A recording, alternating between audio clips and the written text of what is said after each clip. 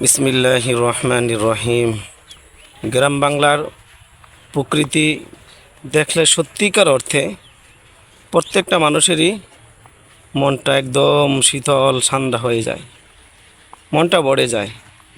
সেই গ্রাম বাংলার প্রাকৃতিক দৃশ্য আপনাদেরকে দেখানোর জন্য একটা ভিডিও বানিয়ে ফেলতেছি। আশা রাখি ইনশাল্লাহ সাথে এবং পাশে থাকবেন। মাঠে গৃহপালিত পশুগুলো খাবার খাইতেছে, ঘাস খাইতেছে। সত্যিকার অর্থে শহর থেকে যখন মানুষগুলো গ্রামের দিকে ঘুরতে আসে তখন মনটা আরও বেশি এই সবুজ প্রকৃতি দেখে অনেক বড় শান্তময় হয়ে যায়। এই জন্য মাঝে মধ্যে সময় হলে গ্রামের দিকে ঘুরতে আসা। দেখেন আল্লাহ তাআলার সৃষ্টি, অপরূপ সৃষ্টি। দেখলে সত্যি সত্যি আপনার মনটা অনেক শান্তময় হয়ে যাবে। অপরূপ সৃষ্টি। তোমার সৃষ্টি যদি হয় এত সুন্দর, না জানি তাহলে তুমি কত সুন্দর।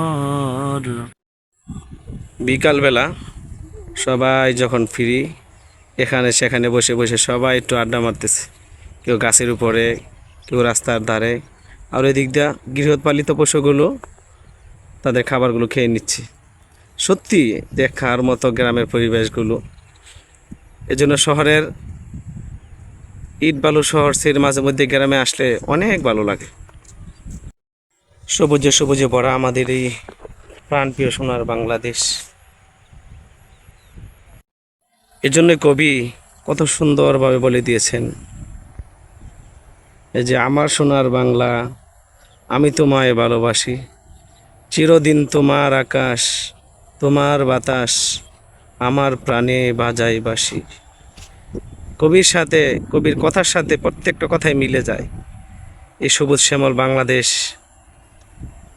দেখে প্রত্যেকটা মানুষেরই মনটা একদম উদার হয়ে যায়।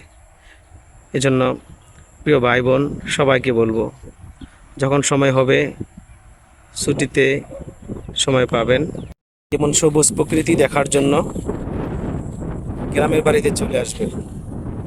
অনেক অনেক ভালো লাগবে। আমার সোনার বাংলা, আমি তোমায় ভালোবাসি।